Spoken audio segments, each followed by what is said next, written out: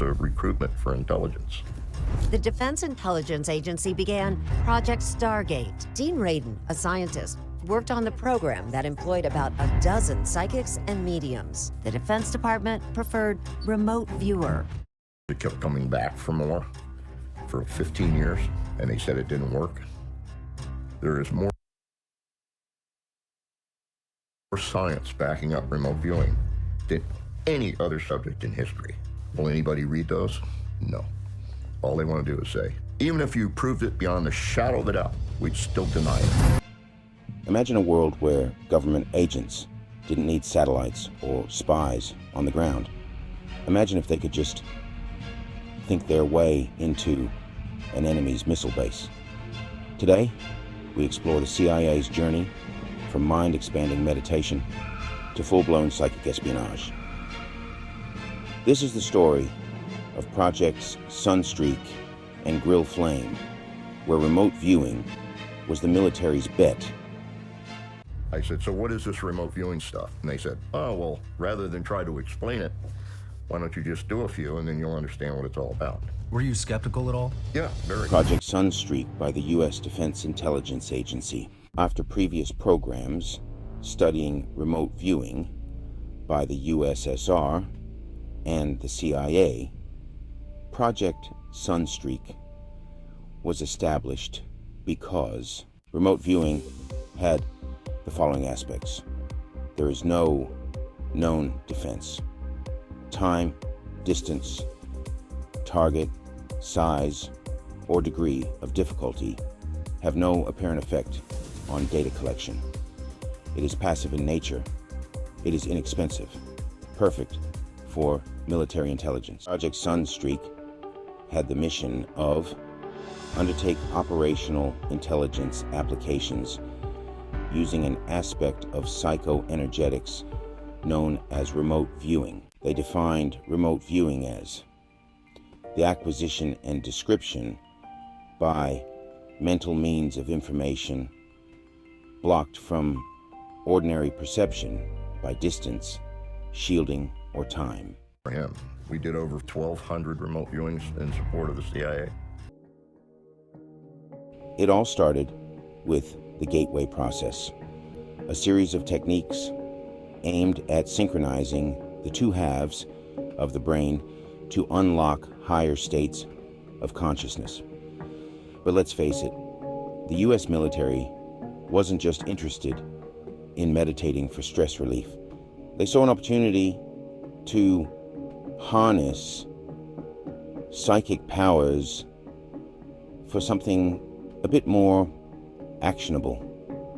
In 1977, contracts were awarded for remote viewing by the Missile Intelligence Agency and the U.S. Army Material Systems Analysis Agency, as well as USAINSCOM, the U.S. Army Intelligence and Security Command. In 1978, the U.S. Army initiated Project Grill Flame. It had only one purpose: to use remote viewing as a collection method. In other words, it works. The first mission was a success. In 1979, a remote viewer was tasked to find a missing Navy aircraft, which was quickly located within 15 miles of the crash site in Central Africa. By 1979, Project Grill Flame was fully committed to operations. In 1981, it was transferred to INSCOM. Then, in 1986, that's when Sunstreak was initiated with the purpose of gathering intelligence via remote viewing by the U.S. Defense Intelligence Agency. Remote viewing is so accurate that it is now denied as useful by the military, so it has gone black budget. People, when they interact, don't realize it, but some are being psychic and some are not. It's a human trait. It's a human condition. It's the norm. Nobody wants to be caught dead standing next to a psychic. Gateway became the foundation for an even bigger gamble. Remote viewing. So, what exactly is remote viewing? It's the ability to perceive and describe distant places or objects without being physically present. Is that we had continuous support from a particular group of agencies, NASA, the Army, the Air Force, for 20 years to do this group of experiments. So, I think it indicates that we all have this ability, and we just have to learn what the psychic signal looks like. We sort of created an industry. Basically, it's psychic spying. After the Gateway Project demonstrated that consciousness could be expanded and focused, the next logical step for the government was to see if these newly awakened powers could be put to use in national defense. Enter Project Sunstreak.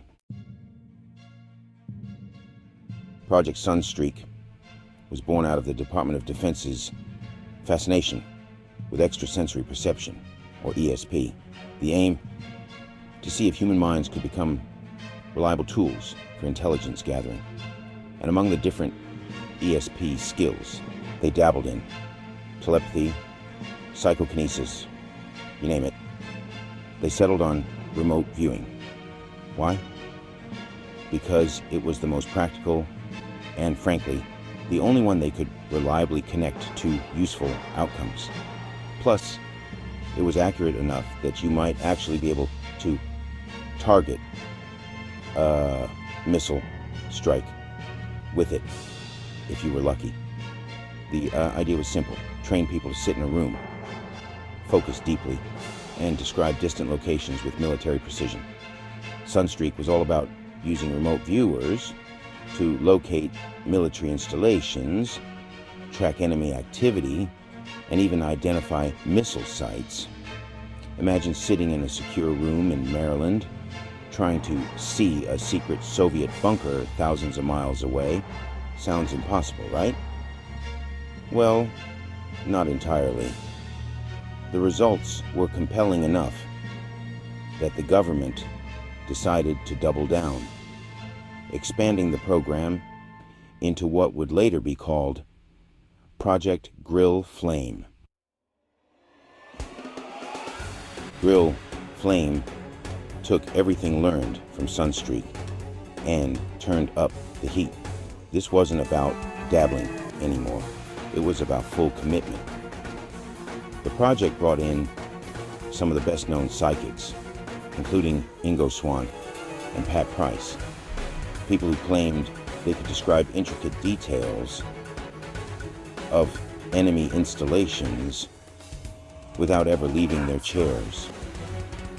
And according to the records, sometimes it actually worked.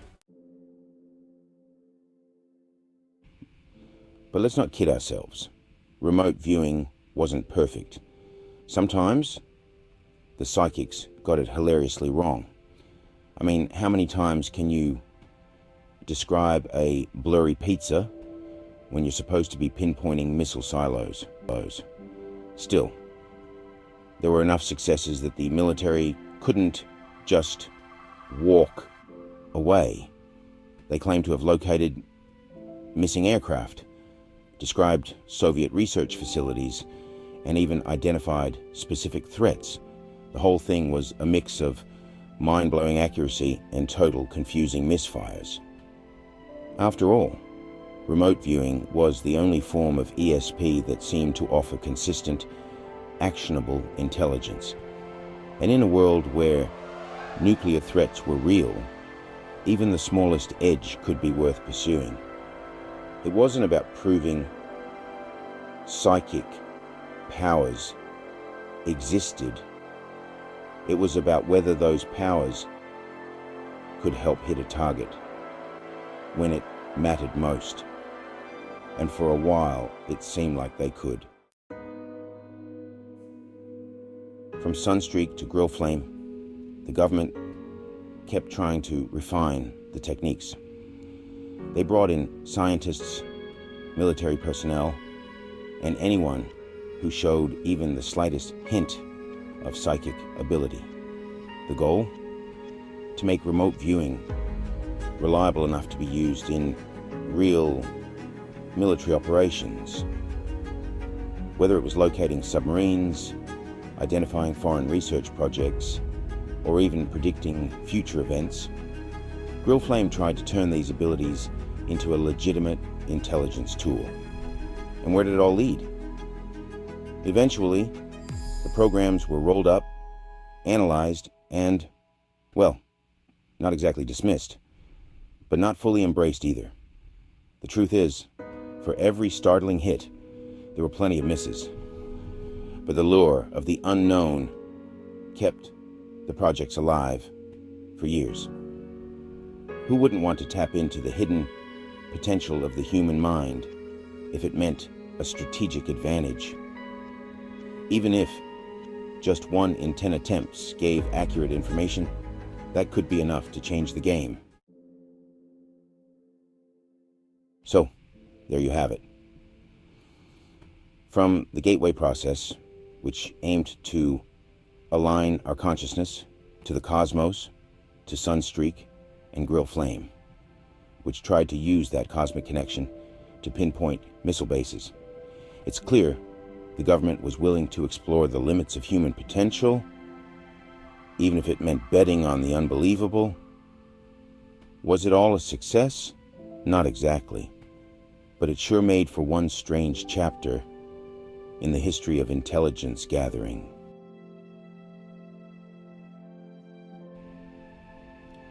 Thanks for joining us on this deep dive into the CIA's wildest attempts at psychic espionage.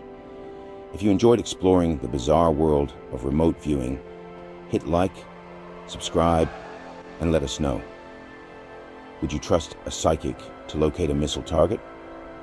Until next time, stay curious and remember, sometimes reality is weirder than the movies.